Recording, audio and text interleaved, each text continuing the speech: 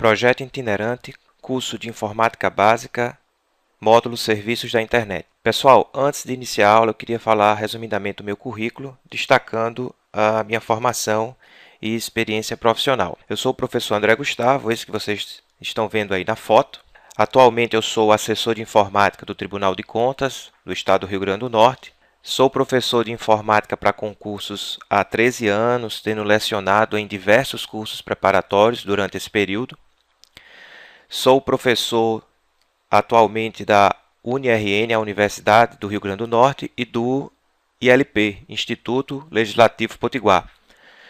Atualmente sou pós-graduando em Gestão Estratégica de Negócios, estou concluindo essa pós-graduação, está faltando só o artigo final, e estou em andamento na pós-graduação em Gestão Pública. Sou graduado em Ciências da Computação pela Universidade Federal do Rio Grande do Norte e fui aprovado e nomeado nos concursos do Tribunal de Contas do Estado, onde estou atualmente, em 2009, e na Prefeitura de Natal, em 2008. Agora eu vou falar para vocês sobre a bibliografia sugerida para o curso. Há diversos livros de informática para concurso no mercado. Entretanto, a disciplina de informática básica para concurso é uma disciplina bem abrangente. Nós temos aí diversos assuntos. A gente começa com conceitos de hardware, passa pelo Windows, internet, a parte do Office, do BR Office, algumas vezes traz o Linux. Quer dizer, é difícil você encontrar todo o conteúdo em um único livro. Entretanto, eu destacaria para vocês, entre os diversos livros que nós temos no mercado da disciplina, eu destacaria o livro do João Antônio, Informática para Concursos, Teoria e Questões, da editora Campos. Esse que vocês estão vendo aí, a foto dele, atualmente na 4ª edição, está para sair, se não já saiu a 5ª edição. E o livro do André Alencar, Informática Descomplicada, Teoria e Exercícios, da editora Vesticom. Então, além desses dois livros, que trata da maioria dos assuntos, eu destacaria para vocês a própria internet como fonte de recursos. Eu, particularmente, uso muito o site de busca do Google. Quando você quer buscar informações mais detalhadas sobre um assunto, sobre um conceito, usa o Google ou um outro buscador que você vai encontrar muito material. Então, eu sugeriria a vocês que complementassem os estudos com os sistemas de busca aí da internet. Eu queria lembrar a vocês que a disciplina de Informática Básica para concurso é uma disciplina comum em praticamente todos os concursos, tanto na esfera municipal quanto na esfera estadual e federal. Então, tirando a disciplina de português, eu diria que é a disciplina mais comum, cai praticamente todo o concurso. E a disciplina de Informática Básica é uma disciplina que normalmente faz parte dos conhecimentos gerais numa prova de concurso. Normalmente traz entre 5 e 10 questões, é o mais comum, apesar de alguns concursos, principalmente da banca CESP, trazerem algumas provas 15 ou 20 questões da disciplina, porém isso não é a regra. Outra coisa que eu queria destacar para vocês é que a disciplina de Informática Básica tem surpreendido muitos candidatos em concursos, muitas vezes com questões de alto nível, inclusive no nível daqueles concurseiros que estão fazendo provas de TI. Enfim, a disciplina de Informática Básica só no nome. Cada vez mais as bancas têm explorado a disciplina mais aprofundadamente. Então, é importante que vocês levem a sério a disciplina de informática para não serem surpreendidos na prova. Pessoal, agora nós vamos de fato começar a aula propriamente dita.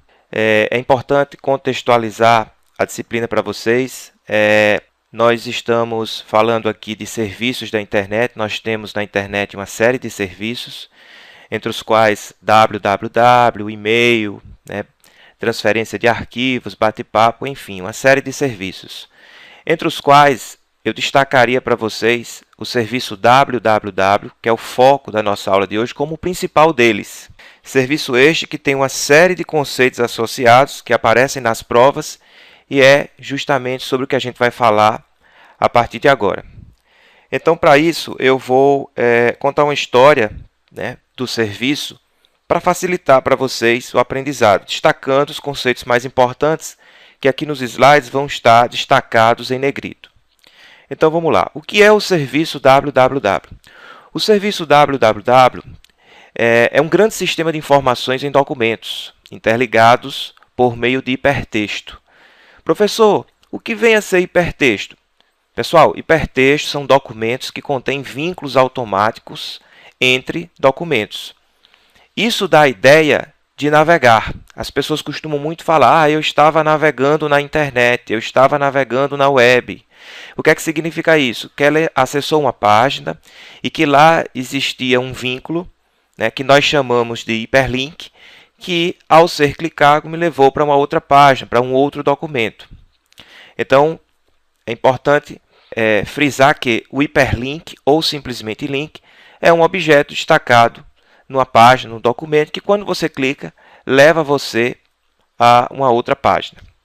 Entretanto, com o passar dos anos, a web ela evoluiu. Antigamente, nós tínhamos documentos que em seu conteúdo tinha apenas texto e que, com o passar do tempo, passaram a incorporar outros tipos de mídia. Tanto é que a web hoje é considerada a parte multimídia da rede, ou seja, permite que nesses documentos sejam apresentados, além de texto, vários outros tipos de mídia, como trechos de áudio, trechos de vídeo, animações, entre outras coisas. Daí surgiu o termo hipermídia, que é a junção de hipertexto, na sua essência, com o termo multimídia.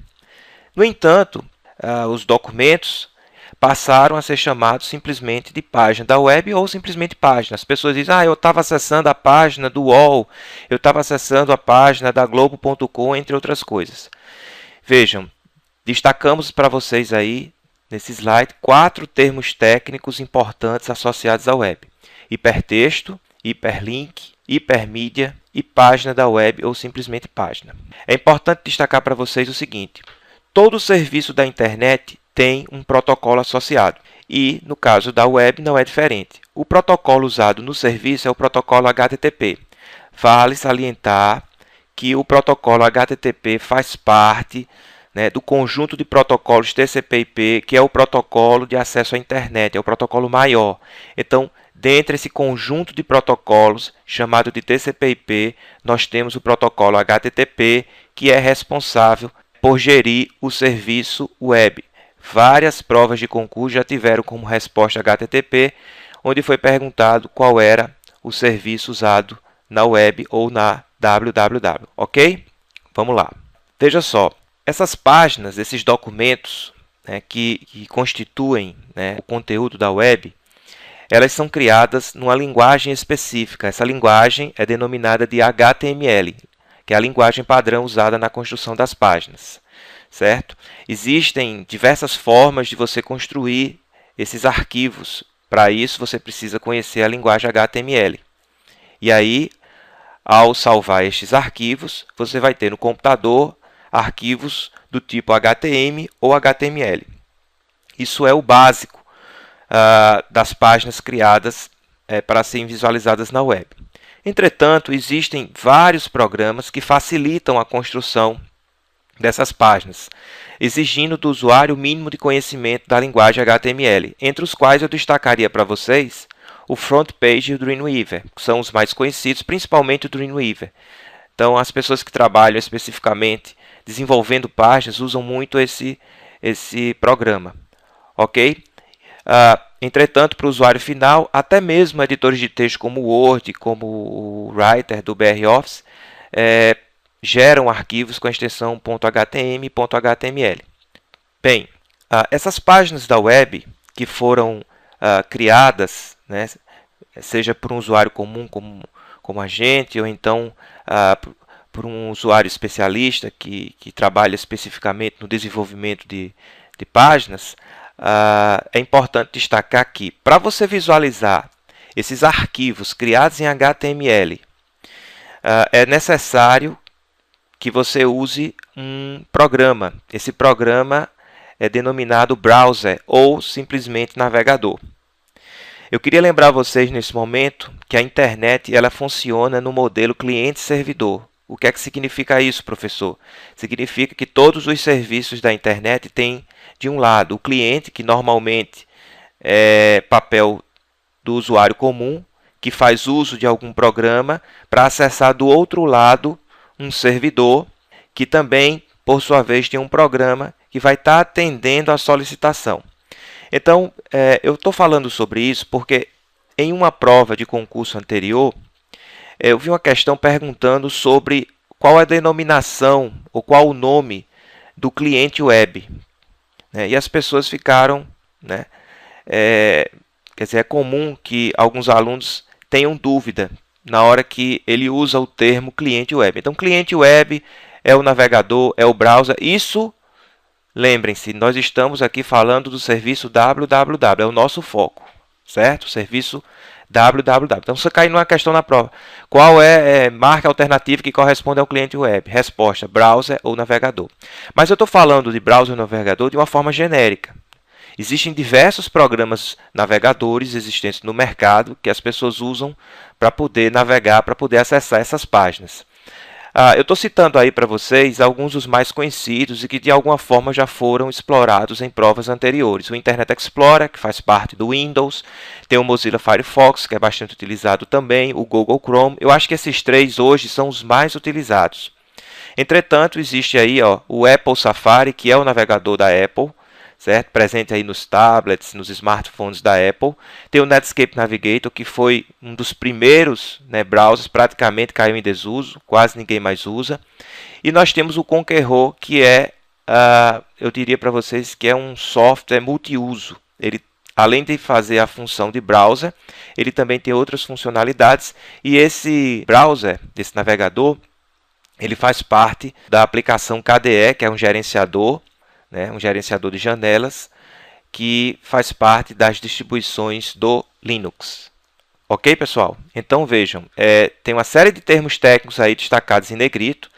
É importante, mais uma vez, que nessa história que a gente está contando aqui, vocês frisem bem esses termos técnicos que estão em negrito.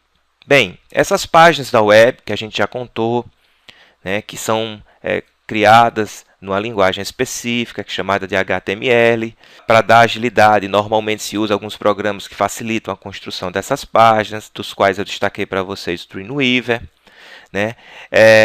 Essas páginas elas são visualizadas através de navegadores, a gente citou aí uma série de navegadores. Agora, para nós usuários comuns acessarmos as páginas, nós precisamos usar um navegador. E talvez surja a pergunta, e onde é que estão essas páginas, professor? Essas páginas ficam armazenadas aonde?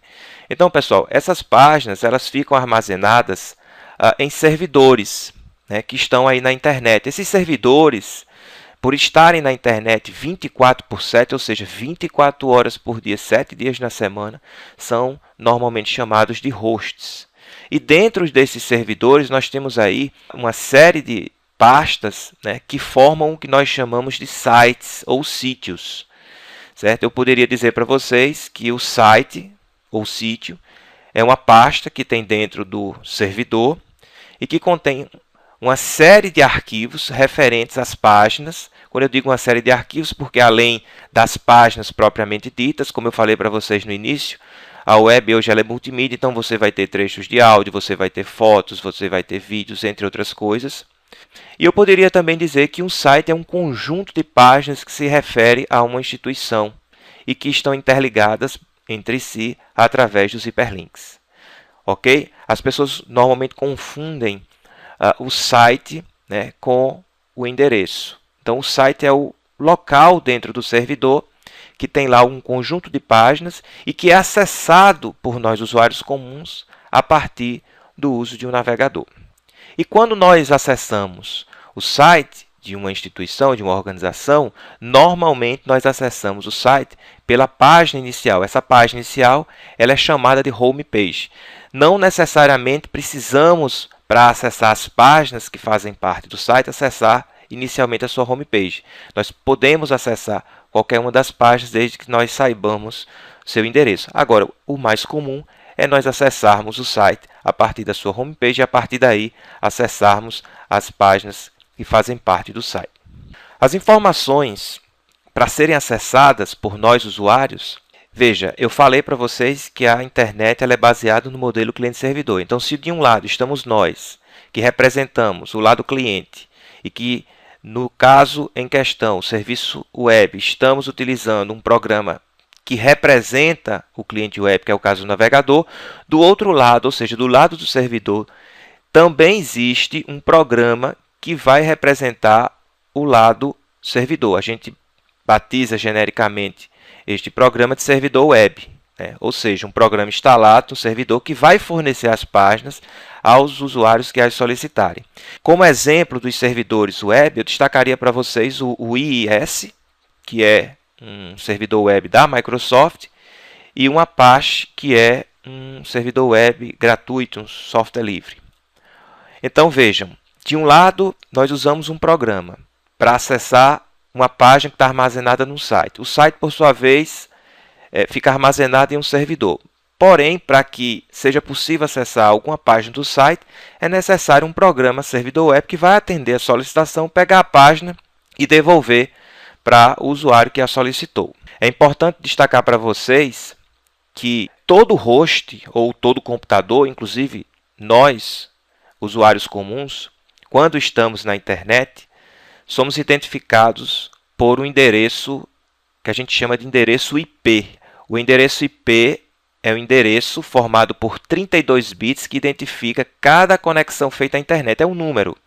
Na verdade, esse número ele é formado por 4 números decimais separados por pontos, certo? E cada um desses números podem assumir qualquer valor entre 0 e 255. Por exemplo, está aqui um exemplo de endereço IP. Nós temos aí 32 bits, que podem assumir zeros e uns. Entretanto, a cada grupo de 8 bits, nós temos um byte, um octeto, um número que é representado na forma decimal, formando o que vocês estão vendo aí abaixo. 200.213.45.178 é o endereço IP válido, são 4 números, todos os números estão entre 0 e 255, ok? E é importante destacar que os endereços IPs eles são únicos e exclusivos para cada um dos computadores ou hosts conectados à internet, independente de sermos nós, usuários comuns, que não estamos na internet 24/7, ou um servidor. Professor, esse endereço IP, então, ele se assemelha, por exemplo, ao nosso CPF. Cada um tem um CPF independente e nenhum CPF é igual. Exatamente. Se você levar por esse lado, fazendo essa analogia, a gente tem algo semelhante. Veja só, a gente já falou que para nós acessarmos as páginas, nós acessamos através de um navegador. As páginas ficam armazenadas em hosts, os servidores, em sites. Só que para nós acessar, para nós chegarmos até essas páginas, nós precisamos digitar, conhecer o endereço, né, que aponta para essas páginas. Então, tecnicamente, na web, esse endereço é chamado de URL. Né? Nós temos aí a URL, que são as iniciais de Uniform Resource Locator. Certo? Normalmente a gente não fala dessa forma, a gente simplesmente fala qual é o endereço de tal página, qual é o endereço de tal site. Mas é importante para você, concurseiro, saber que esse endereço é chamado de URL. Por exemplo, nós temos aí abaixo um endereço URL absoluto. http://www.uol.com.br/revistas/veja/entrevista.html. Então, isso aí constitui um endereço URL que aponta para a entrevista da revista Veja, que está no site do UOL. Então, vamos entender a composição, a estrutura de um endereço URL. O endereço URL ele é formado inicialmente pelo protocolo, que a gente já comentou, o HTTP. Logo em seguida vem os separadores, ou seja, : //. Logo em seguida o serviço, que é o serviço www. E logo em seguida o domínio virtual. Eu destaquei para vocês o domínio virtual porque é importante essa informação. Por que é importante? Porque O que é o domínio virtual? O domínio virtual é o nome da empresa registrado na internet, ou seja, toda organização que quer, por exemplo, publicar seu site na internet, normalmente ela adquire um domínio, ou seja, ela adquire um nome que a represente na internet para poder divulgar isso para os seus clientes, para a sociedade em geral. E aí o que é que acontece? O domínio virtual ele precisa ser adquirido. Só para vocês terem ideia, nós temos aqui no Brasil uma instituição que é a FAPESP, Fundo de Amparo à Pesquisa do Estado de São Paulo, que é responsável pelo registro dos domínios no Brasil. Então, se você quiser, por exemplo, registrar um determinado domínio, você precisa primeiro acessar o site www.registro.br e lá fazer uma consulta para saber se aquele domínio que você quer registrar está sendo utilizado ou não. A partir da disponibilidade é que você vai poder fazer o registro. Esse registro ele é anual, quer dizer, você paga uma taxa, ele vale anualmente e todo ano você precisa renovar esse registro para poder ter direito a continuar utilizando ele.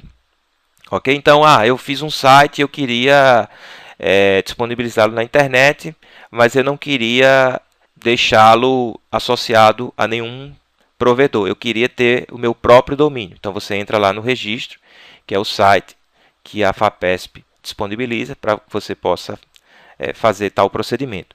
A nível mundial ou a nível internacional, nós temos o Internic, que é responsável pelos domínios internacionais. A gente vai falar mais na frente sobre tipos de domínios e aí a gente explica um pouco melhor sobre essa questão de domínios internacionais. Mas voltando para a questão da URL, depois do domínio virtual, que no nosso exemplo representa aí o uol.com.br, nós temos o caminho, né, para chegar até o arquivo propriamente dito. No nosso caso aí, /revistas/veja. É como se você tivesse, por exemplo, no servidor, numa pasta, né, que representaria o site do UOL, e lá você tivesse subpastas, revistas, né, e dentro de revistas, veja, e lá uma série de arquivos, entre os quais a página que foi acessada, a página entrevista.html. Ok, pessoal?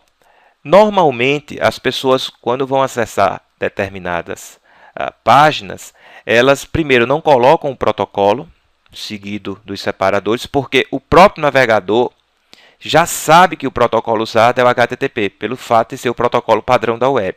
Segundo, normalmente, eu já falei para vocês anteriormente, quando nós acessamos um site, a gente acessa a sua homepage. E os servidores web já têm como padrão, certo? Quando você não especifica qual é a página, que ele vai mostrar a homepage do site que você está acessando. Então, o mais comum é você acessar o site do UOL, digitando www.uol.com.br e aí vai vir a página inicial, a homepage do site do UOL, e a partir daí você vai conseguir navegar, por exemplo, clicando em revistas, né, que é um hiperlink.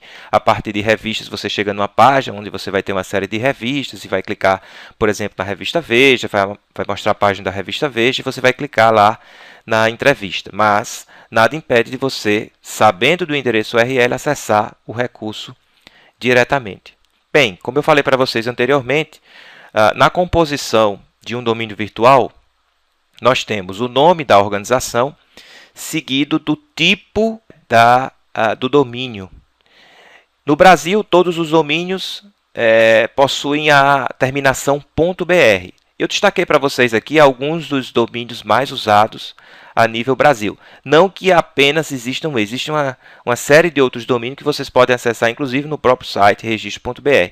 Mas eu destacaria para vocês alguns desses domínios pelo fato de provas anteriores, por exemplo, na Fundação Carlos Chagas e na própria CESP, já houveram questões exigindo do candidato conhecimentos sobre pelo menos esses principais tipos de domínio. Então, nós temos o domínio .com.br, que diz respeito a atividades comerciais, o domínio .gov, gov lembra a palavra governo, então diz respeito a entidades do governo, .org.br, né, que representam organizações não governamentais e sem fins lucrativos. E aí eu gostaria de chamar a atenção de vocês para os domínios de entidades de ensino superior, que antes né, quando nós tínhamos uma quantidade reduzida de tipos de domínio, então convencionou-se a batizar, né, os domínios para entidades de nível superior simplesmente com o .br, quer dizer, omitindo as 3 letrinhas que representariam um domínio. Quer dizer, não existia o domínio .edu. Hoje existe o domínio .edu, e aí .edu.br ou simplesmente .br sem o edu representa entidades de ensino superior, né? Na época, o .br também representava entidades de pesquisa. Então, se cair numa prova, uma questão, né, que coloque lá nome do domínio.br e ele pergunte que domínio representa, então você vai marcar que representa entidade de ensino superior. Inclusive, caiu uma questão há um tempo atrás numa prova falando justamente disso, e entre as respostas tinha domínio genérico. E muita gente marcou essa porque, como não havia o tipo explícito, achava que qualquer entidade poderia ser um .br, mas não é bem assim. Ok? Nós temos aí o .jus.br, que representa entidades do Poder Judiciário. Nós temos o .ind.br, que representa indústrias, o .srv.br, que representa empresas prestadoras de serviço. Gostaria de destacar para vocês também um dos domínios internacionais mais usados, né, que é o domínio .com, sem explicitar as 2 letrinhas que representam país, como, por exemplo, .br no Brasil, .pt em Portugal, .ar na Argentina. Mas existem sites que não têm essa parte do domínio explícita. Por exemplo, globo.com, nós temos flamengo.com. Então, na verdade, isso não significa que o site não seja brasileiro. Não. Qualquer organização, independente do país, pode registrar um domínio .com, independente de onde esteja. E eu digo isso porque muitas pessoas acham que os domínios .com são domínios americanos. Não, o Internic, quem registra esses domínios internacionais, está lá nos Estados Unidos, mas nem por isso ele registra apenas os domínios .com para entidades ou organizações dos Estados Unidos. Queria deixar isso claro para vocês. Bem, pessoal, para resumir tudo isso que eu já falei para vocês, eu gostaria, né, de mostrar uma imagem que resumisse justamente o funcionamento da arquitetura web. Então, se vocês observarem nessa imagem, nós temos, né, todo o processo começa aqui com um computador do usuário. Vocês estão vendo aqui. No computador do usuário, ele vai usar um navegador, por exemplo, o Internet Explorer ou Firefox, e vai fazer uma requisição, um request. Ele vai solicitar, por exemplo, acesso ao site do UOL. Ele vai lá digitar a URL www.uol.com.br. Então, essa solicitação é feita através do protocolo HTTP pela internet e vai chegar lá no servidor onde está o site do UOL. Lembrando que no servidor vai ter um software, servidor web, por exemplo, o IIS, que vai receber essa requisição, processar essa requisição e retornar o conteúdo solicitado para o navegador do usuário, né, através de um response, né, ou seja, de uma resposta. E o que acontece? Ele vai mandar a página solicitada e o navegador vai processar aquela página, que, lembram, foi criada na linguagem HTML, e apresentar de forma gráfica. Então, esse processo é um processo rápido, mas é assim que funciona, tem todas essas etapas.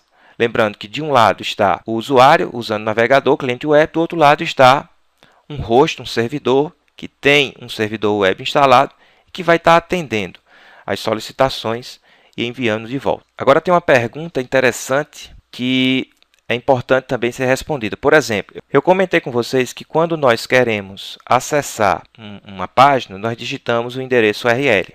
E ele vai lá, né, e busca essa página no servidor onde encontra-se o site da organização do qual a página faz parte. A pergunta é a seguinte: professor, você comentou antes, no slide anterior, que os hosts de computadores na internet são identificados por um endereço IP, que esse endereço IP é único e exclusivo. Entretanto, para nós acessarmos uma página, para nós acessarmos um site que está armazenado num servidor, nós digitamos a URL. Então, como é que acontece? Como é que se sabe que uma determinada página está naquele servidor que tem o endereço IP X e não no servidor que tem o endereço IP Y, por exemplo. Então, a resposta é muito simples. Nós temos, né, um servidor, um serviço, que a gente chama de DNS, já caiu diversas vezes em provas. O DNS significa Domain Name Server, ou seja, serviço de nomes de domínio. Esse serviço, né, que está instalado no servidor, ele mapeia os nomes internet nos seus respectivos endereços IPs, né, e vice-versa. Então, quando você digita um endereço URL, né, vai chegar no servidor DNS que tem um mapeamento para o endereço IP correspondente ao servidor que encontra-se aquele site.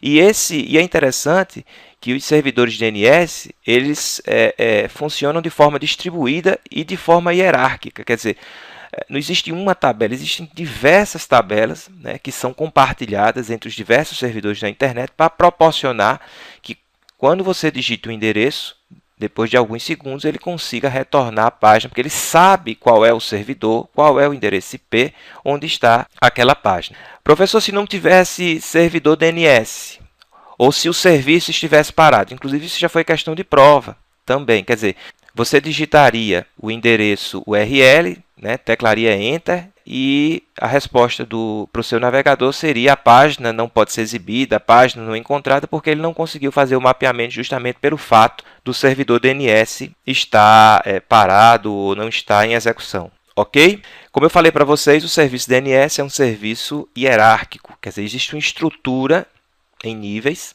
que inclusive ajuda a entender melhor a composição de um domínio virtual. Para ficar mais claro para vocês, eu peguei como exemplo aqui o domínio rn.gov.br, onde nós temos, do ponto de vista hierárquico, o .br, que é o primeiro nível, o domínio geográfico, que representa aí o país, onde aquele site está contido, né, armazenado. Nós temos, no segundo nível, o tipo da instituição, que é o .gov, no caso aí governo. E no terceiro nível nós temos o nome da instituição, no caso aí RN, que é o governo do Rio Grande do Norte. Entretanto, há algumas situações onde a gente tem ainda um quarto nível, né, nessa hierarquia, que a gente chama de subdomínio ou especialização do domínio. Por exemplo, detran.rn.gov.br, certo? É um exemplo. natal.rn.gov.br, quer dizer, são especializações do domínio, né, que são configurados no servidor DNS. Eu mostro para vocês aqui, para ficar mais claro, a imagem que representa mais ou menos essa hierarquia, né? Parece um organograma. Então, você tem lá na ponta o primeiro nível, que é o país, você tem aí os diversos tipos de domínio, né? Por exemplo, gov, você tem aí o domínio de terceiro nível, que diz respeito à organização, e mais abaixo o quarto nível, que é o subdomínio ou a especialização do domínio. Pessoal, eu falei para vocês, eu acho que no primeiro slide do serviço www, que as páginas eram criadas com uma linguagem específica, linguagem esta chamada de HTML, que produzia arquivos .html ou .html. Eu queria lembrar vocês que isso não é a realidade de hoje. No início era assim. As páginas eram puramente estáticas, mas todos vocês sabem que hoje a web ela é totalmente dinâmica, né? E as páginas dinâmicas elas não são criadas somente com HTML. Então é importante diferenciar para vocês o que é uma página estática, o que é uma página dinâmica, o que é que compõe uma página estática, o que é que compõe uma página dinâmica. Então, por exemplo, vamos falar aqui primeiro das páginas estáticas. As páginas estáticas é semelhante àquilo que eu já comentei com vocês, ou seja, as páginas contêm informações que não mudam e são feitas, né, geralmente só com a linguagem HTML e eventualmente com uma linguagem de script, por exemplo, JavaScript. Essas páginas são totalmente interpretadas pelo navegador, que só entende, a princípio, HTML. Então, ele vai conseguir fazer o quê? Pegar aqueles códigos HTML e transformar no modo gráfico, né, naquilo que a gente costuma visualizar quando estamos navegando. Então, para que fique claro para vocês como é que a coisa acontece, eu gostaria de mostrar para vocês aqui um trecho, né, de um código HTML. Esse trecho tem informações de texto, propriamente dita, e nós temos aí uma série de comandos que a gente chama de tags. Então, isso quando chega no navegador, ele é interpretado e se transforma nisso aqui, ó. Por exemplo, é isso que nós vamos ver quando nós solicitarmos a execução dessa página. Ele vai mostrar lá, bom dia, são 9h20, e lá em cima, no título da página, testando páginas. E uma página dinâmica, professor, qual é a diferença? Bem, a página dinâmica, além de HTML, que é necessário, já que o navegador, a princípio, só entende HTML, que é a linguagem padrão, é necessário uma linguagem de servidor, né? Uma linguagem, né, que vai gerar ou proporcionar essa interatividade, essa dinamicidade. Eu estou citando para vocês aqui 3 dessas linguagens, não que existam apenas essas 3, mas essas 3 são as linguagens mais comuns. O ASP, o PHP, o JSP são exemplos de linguagens de servidor. Inclusive, uma página dinâmica, ela passa a ter arquivos com extensão da linguagem de servidor. Então, se eu crio uma página dinâmica usando a linguagem PHP, o meu arquivo final, em vez de ser HTML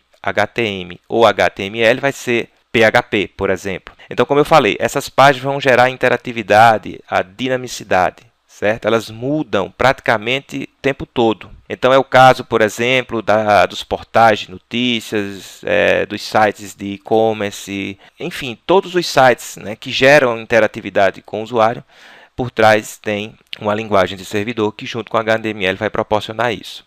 Eu queria lembrar vocês o seguinte, eu falei para vocês anteriormente que as páginas estáticas elas eram interpretadas totalmente no browser, no navegador. Já as páginas dinâmicas, eu até destaquei para vocês aí, elas são processadas no servidor. Porque, veja, a página ela não tem só HTML, ela tem código de uma outra linguagem que não é entendido pelo navegador. Então, ela precisa ser processada no servidor, que vai interpretar e traduzir aquele código em HTML puro para depois enviar para o browser que só entende HTML. Certo? Então, como é que acontece, por exemplo, usando o mesmo exemplo anterior com dinamicidade? Bem, essa página, a parte vermelha, representa um código de uma linguagem de servidor, no caso PHP, e a parte preta representa código HTML. Então, o resultado da interpretação dessa página para o usuário final aparentemente é o mesmo. Mas, por exemplo, se eu solicitar a execução dessa página exatamente às 9h20, tanto faz eu ter a página estática como a dinâmica, ele vai me mostrar a mesma informação, como é o caso aí. Entretanto, se eu solicitar a execução da página dinâmica à tarde, ele não vai mostrar mais bom dia, ele vai mostrar boa tarde. E ele não vai mostrar mais são 9h20, ele vai mostrar a hora que você estiver acessando. Já uma página estática, tanto faz ser manhã, tarde e noite, ele vai mostrar a mesma informação. Essa parte em vermelho, ela é interpretada no servidor, convertida para HTML, para poder ser enviada ao browser, ao navegador e ser exibida da forma que vocês estão vendo aí. Bem, para a gente concluir essa nossa aula de web, a gente falou de uma série de conceitos, né, que eu destaquei para vocês em negrito. A gente falou de hipertexto, falou de hipermídia, falou de endereço IP, falou de site, falou de DNS, enfim.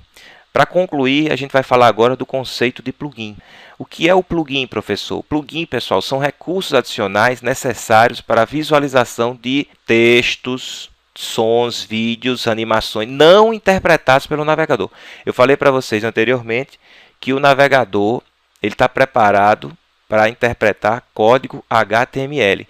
Só que vocês sabem que muitas das páginas têm diversos recursos multimídia que a princípio não seriam interpretados pelo navegador. Então é necessário fazer o que? Instalar esse recurso adicional que a gente chama de plugin para que o navegador seja capaz de interpretar também esses outros recursos. Eu cito para vocês aí abaixo alguns exemplos, né, de plugins. Por exemplo, se eu quero que o navegador abra arquivos PDF, eu preciso ter o plugin do Adobe Reader instalado no meu navegador.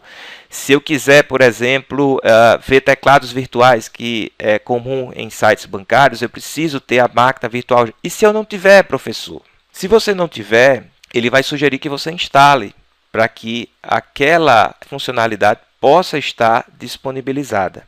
Outro exemplo, né, Windows Media Player, que é usado, né, para a interpretar arquivos de áudio e vídeo. Nós temos também o Shockwave, que interpreta arquivos criados, né, com a ferramenta Flash, arquivos com a extensão SWF, entre outros. Eu estou citando para vocês aqui apenas alguns exemplos e vou mostrar para vocês aqui 2 sites, né, que mostram justamente isso que eu acabei de mostrar para vocês. Por exemplo, está aqui o site do Banco do Brasil. Então, esse teclado que vocês estão vendo aí, ele foi criado numa linguagem chamada Java, né, e está sendo visualizado no navegador a partir de um applet, né, que é um recurso que é utilizado no desenvolvimento de uma página, mas que para ser visualizado é necessário que o plugin na máquina virtual esteja instalado para que seja possível a sua exibição. Um outro exemplo que eu teria para vocês é esse site aqui, que é o site do Charges, que diariamente tem disponibilizado aí charges, né, interativas. Hoje em dia ele está dando a opção, né, de você visualizar tanto em Flash como em um outro formato. Vamos considerar que você quisesse visualizar essa animação em Flash, né, esse videozinho em Flash. Para que você pudesse ter seu browser interpretando, né, e mostrando para você, seria necessário que você tivesse o plugin do Shockwave instalado. Do contrário, você não conseguiria visualizar, certo? Então, só para que você possa entender um pouco melhor essa questão de como funcionam os plugins, ok? Bem, pessoal, concluímos aqui a nossa aula do serviço www, do serviço web, né? E agora, para que a gente possa sedimentar os conhecimentos adquiridos, eu trouxe aqui 3 questões para nós comentarmos, uma de cada banca. Então, vamos começar aqui com uma questão da Fundação Carlos Chagas, concurso do TRE, analista administrativo. Então, vamos lá. A web permite que cada documento na rede tenha um endereço único, indicando os nomes do arquivo, diretório e servidor, bem como o método pelo qual ele deve ser requisitado. Esse endereço é chamado de... Eu costumo dizer aos meus alunos que, quando você for resolver uma questão tipo Fundação Carlos Chagas, é importante que você leia atentamente o enunciado e marque alguma palavra ou alguma expressão chave no enunciado, justamente para que você tenha sua vida facilitada na hora que você for analisar aí as possíveis respostas.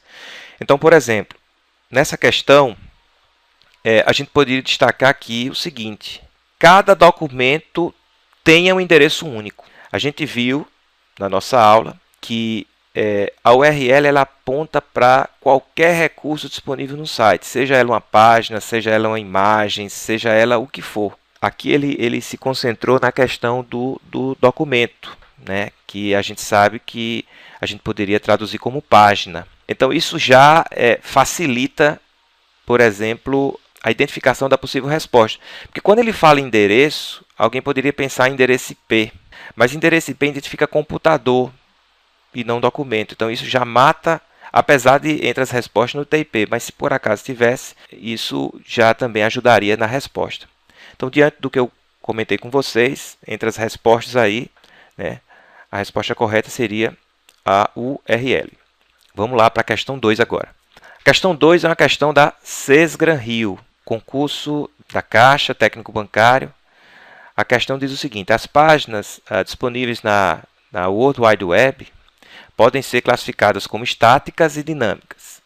Considerando o tipo de processamento realizado no servidor, olha aí, processamento no servidor, isso já ajuda na identificação aí entre as respostas. O que caracteriza uma página dinâmica em comparação a uma estática? Então, nós temos aí, sem olhar para as respostas, uma página dinâmica tem parte do seu conteúdo interpretado no servidor, porque o browser só entende HTML, a gente falou isso na nossa aula.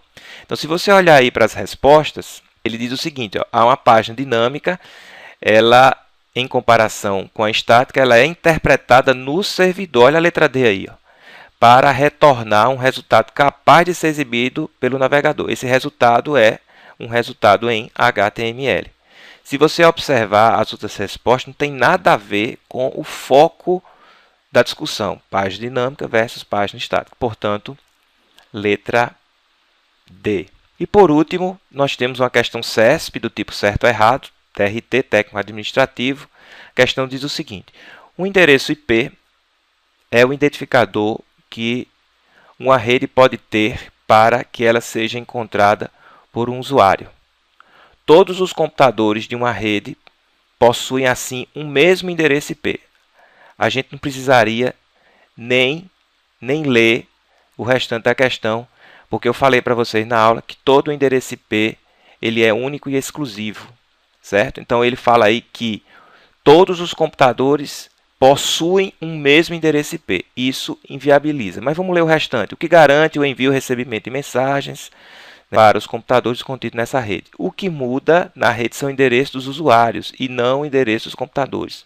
Não tem nada a ver. Como eu havia comentado, essa questão está errada.